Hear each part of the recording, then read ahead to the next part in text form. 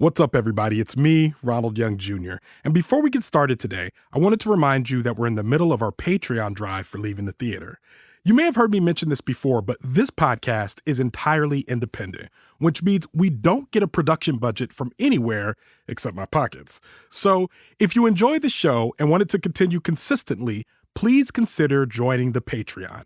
It helps to pay for studio time and distribution fees, as well as booking event space for our live shows coming up later this year. And speaking of live shows, when you join the Patreon, you get access to a code that gets you 50% off tickets. So you definitely want to take advantage of that. Most of all, know that contributing to the Patreon is something that you can feel good about because it directly impacts the show. If you're ready to help, go to the show notes and click the link, or go to patreon.com/leavingthetheater right now. That's patreon.com/leavingthetheater, or again, go to the link in our show notes. All right, let's start the show.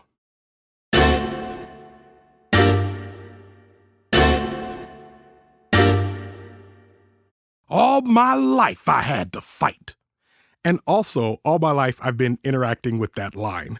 Whether it was spoken by Oprah Winfrey in the 1985 Steven Spielberg adaptation of the classic Alice Walker novel, or when I saw it spoken by the great Frenchie Davis in the musical adaptation of the same novel performed in 2022 at the Signature Theater in Shirlington, Virginia. This time, it's spoken by Danielle Brooks in the film adaptation of the musical adaptation of the classic Alice Walker novel, The Color Purple. I'm Ronald Young Jr., and I'm leaving the theater.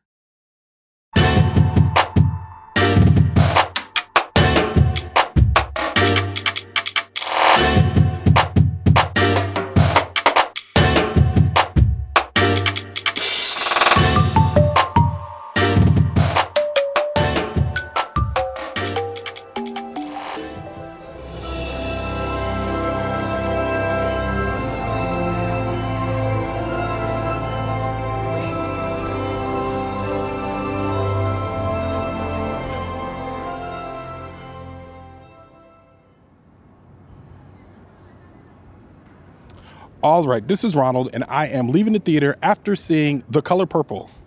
The Color Purple, written by Marcus Gardley, directed by Blitz Bazawule, starring Fantasia Barrino, Taraji P. Henson, Danielle Brooks, Colman, Domingo, Corey Hawkins, Ciara, Halle Berry, John Batiste, and Gossett Jr. And per usual, for a complete cast listing, you can go to the link in our show notes. All right, The Color Purple. This is actually an adaptation of the Broadway musical, which is an adaptation of the book by Alice Walker. There's also a film that came out in the late 80s, early 90s by Steven Spielberg, starring Whoopi Goldberg and Oprah Winfrey, that is beloved by Black communities across the world, mainly in the United States, but also across the world, probably mainly in the United States, to be honest, if I'm being honest. I don't know how much that proliferated outside of our culture, but it's definitely a beloved movie amongst Black Americans.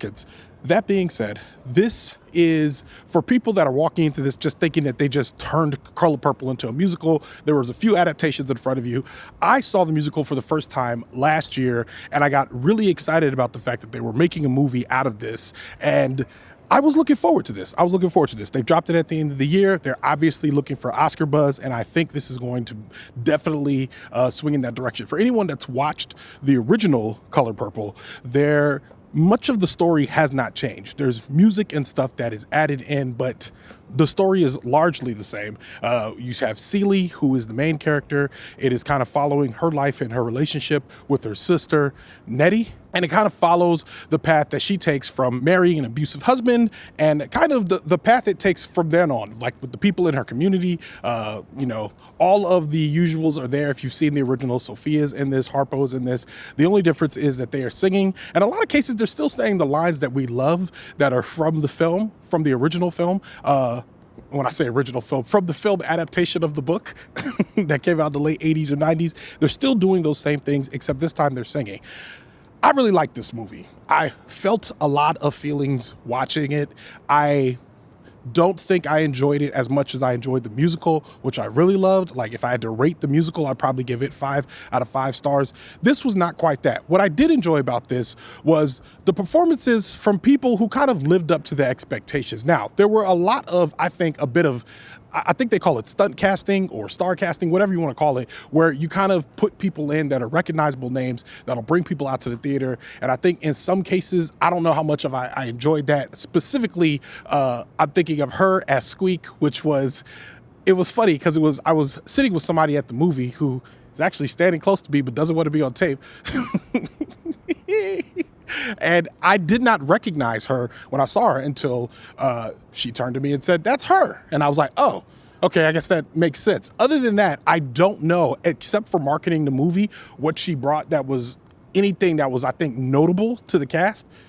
That being said, Danielle Brooks, I think was the breakout performance of this movie. She is the one that should be first in line getting Oscars. I would also I think you kind of have to look at you kind of have to look at Taraji P. Henson. I think you kind of got to look at Taraji P. Henson as well, because she is a veteran. She has, been nominated before, and she obviously came and did a great job in this one. But that being said, I think the breakout star of this movie is Danielle Brooks. She should 100% be nominated. She should be the front runner, if we're being honest. And I also think Fantasia definitely deserves a nod. I don't know if the lead actress is hers to lose necessarily, but she did a very good job, and she should be a strong contender.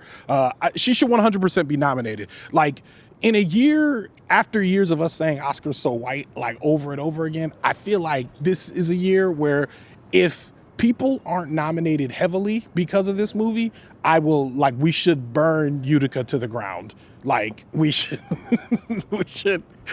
be very, very, very upset. I think there's no way in the world that you look at a film like this, especially with the stuff that's probably going to be that it's up against this year, which isn't that strong of a year. It's not a super strong year. There should be no reason why a movie like Color Purple can't be nominated. I know it's going to get costume design. I know it's going to get set design, production, whatever. But I don't see why they would not also get these acting awards, and it's probably going to get nominated for Best Film as well, Picture of the Year. I don't know why I'm blanking on what the actual award is called. Anyway, that all being said, really enjoyed it. I think Colman Domingo did a great job. He did good enough to be nominated. I would hate to see him nominated because I hate him in this role, and I hate Mr. with a passion. He's one of the most evil characters that I've ever seen in my entire life. But I don't know. It wasn't so much that, the performance was good, and I hated him a lot. So that meant that the performance was good. With all of that being said, I think this could have been a 5-star movie, except for there were some just drawbacks that really bothered me. I think the lighting was terrible. I think there were several times in which the people were dancing and their faces were covered in shadow, and I don't think it was intentionally. The costumes popped. The costume colors popped. It seemed like they devoted a lot of the lighting to making sure that the colors popped. The dancing scenes were all good. The music was all good. But again, there was something about the lighting, and if you watch this movie, you'll know what I'm talking about. There's just a few times in which people's faces seem to be shrouded in shadow, and I'm not sure they did that on purpose, especially like we live now in a place where, or we exist now in a place where with Insecure, we know how to like black folks. So it made me wonder a little bit. And then the other thing was there were a few song numbers that felt like they were extra. They weren't from the musical. They definitely made it for the movie. And it felt like the director kind of wanted to add his own flair, which wasn't bad. The set pieces weren't bad. They just felt out of place. There's one particular scene in which Celie is singing next to a chain gang, and I don't understand why it was a chain gang. I was like lost on that, and I don't know if I missed something from the original book or movie, but it just felt unusual to me. So with all of that being said, I give this a solid 4 stars of 5 stars. I'm gonna bump it up to 4.25. I think this is a 4.25 star movie. It's very good. I think it should be nominated for things. I think it's very good. I think it should be nominated for things. I'm excited to hear what other folks have to say about it as well.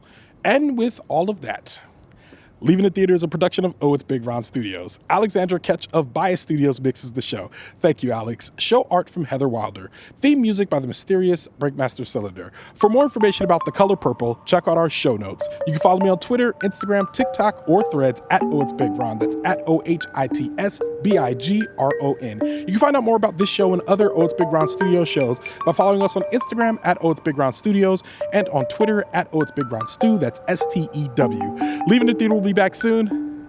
Thanks for listening.